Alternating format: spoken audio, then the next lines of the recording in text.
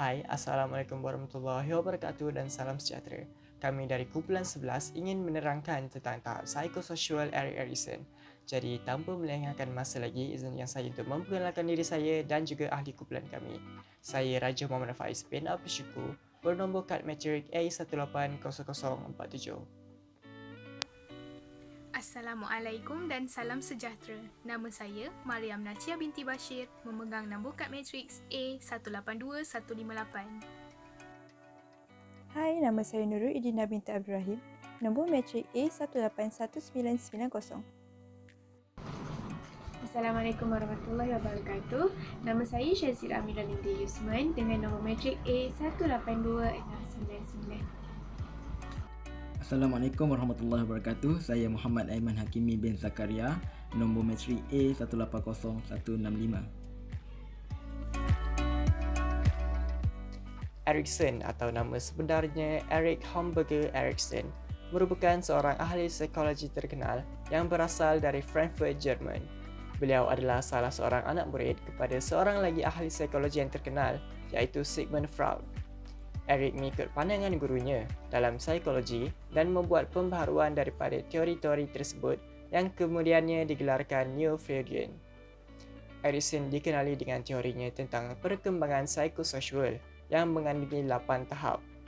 Teori ini merupakan hasil penambahbaikan daripada teori psikoseksual Sigmund Freud yang mengandungi 4 tahap. Walau bagaimanapun, 4 tahap pertama daripada teori psikososial Erikson ini adalah sama dengan tahap-tahap daripada teori gurunya. Sigmund Freud dengan pandangannya terhadap 3 komponen minda iaitu ego, id dan superego merupakan asas kepada teori psikososial Erikson yang mengatakan bahawa ego tidak semestinya bergantung kepada id. Malah beliau juga berpegang dengan pendirian bahawa perubahan atau perkembangan personaliti seorang itu bukannya daripada faktor biologi sepenuhnya, tetapi terdapat beberapa faktor lain yang mempengaruhi keadaan jenis personaliti seorang. Jadi, kita teruskan dengan tahap yang pertama. Peringkat pertama dalam teori Erikson ialah fasa percaya lawan ketidakpercayaan yang bermula dari umur bayi kosong hingga 18 bulan. Pada peringkat ini, bayi mula menjalinkan hubungan kepercayaan dengan ibu bapa dan persekitaran mereka, di mana akan wujud jika bayi dijaga dengan baik. Sebagai contoh, ibu bapa memberi respon yang positif pada kehendak bayi dengan menunjukkan kasih sayang, memberi pelukan, perhatian serta memenuhi keperluan makan dan minum bayi. Jika bayi tidak diberi layanan dan perhatian yang konsisten, mereka akan merasa takut, cemas dan tidak selamat hingga mewujudkan ketidakpercayaan dalam diri. Seterusnya, peringkat kedua ialah fasa autonomi melawan keraguan yang berlaku pada umur kanak-kanak 18 bulan hingga 3 tahun. Pada peringkat ini, kanak-kanak akan cuba untuk berdikari, melakukan aktiviti fizikal sendiri seperti makan, minum, membuang air atau memakai baju tanpa memerlukan bantuan ibu bapa. Fasa autonomi akan berkembang apabila ibu bapa menerima tingkah laku kanak-kanak dan membimbing serta mendorong perlakuan mereka yang cuba untuk berdikari untuk menjadikan kanak-kanak lebih yakin. Jika kanak-kanak tidak diberi peluang ini, mereka akan merasa malu dan ragu-ragu dengan kebolehan mereka sendiri. Tahap ketiga ialah inisiatif melawan rasa bersalah. Tahap ini melibatkan kanak-kanak berusia 3 hingga 5 tahun. Menurut Erik Erikson, pada tahap ini kanak-kanak mula mengembangkan kemahiran mental dan motor di mana mereka mula melakukan sesuatu secara berdikari seperti makan, memakai pakaian dan sebagainya. Inisiatif akan terbina apabila kanak-kanak mendapat sokongan daripada ibu bapa. Contohnya, ibu bapa memberikan pujian apabila kanak-kanak berjaya memakai pakaian mereka sendiri. Sebaliknya berlaku jika ibu bapa tidak menggalakkan malah memarahi anak-anak kerana tidak sabar melayani kerenah mereka. Mereka akan membina rasa bersalah dalam diri di mana mereka akan merasakan mereka tiada kemampuan dalam melakukan sesuatu secara sendiri. Tahap keempat ialah industri melawan inferior. Tahap ini merangkumi usia kanak-kanak dari 6 hingga 11 tahun. Erik Erikson merujuk tahap ini sebagai fasa awal persekolahan di mana kanak-kanak mula meningkatkan kemahiran bersosial mereka. Pada tahap ini, kanak-kanak mula fokus untuk melakukan sesuatu dengan baik dan sempurna.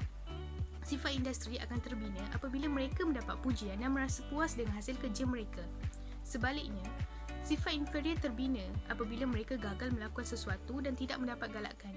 Mereka akan mula merasakan diri mereka tidak sebagus rakan-rakan yang lain. Fasa yang seterusnya ialah fasa identiti versus kecelaruan identiti, di mana remaja dalam lingkungan 12 hingga 18 tahun mula mencari identiti masing-masing. Identiti ini kemudiannya membentuk imej diri serta persepsi orang sekeliling terhadap diri mereka. Remaja mula mencuba pelbagai aktiviti serta bergaul dengan individu-individu yang berbeza untuk mencari minat serta rakan yang berkongsi minat yang sama.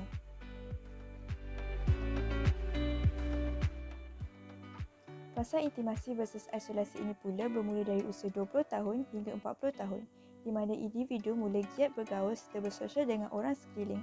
Individu kini dewasa dan berhasrat untuk berkahwin serta mempunyai keluarga sendiri. Individu juga mula bertanyakan peranannya sebagai ahli masyarakat untuk memastikan dirinya bermanfaat kepada orang sekeliling.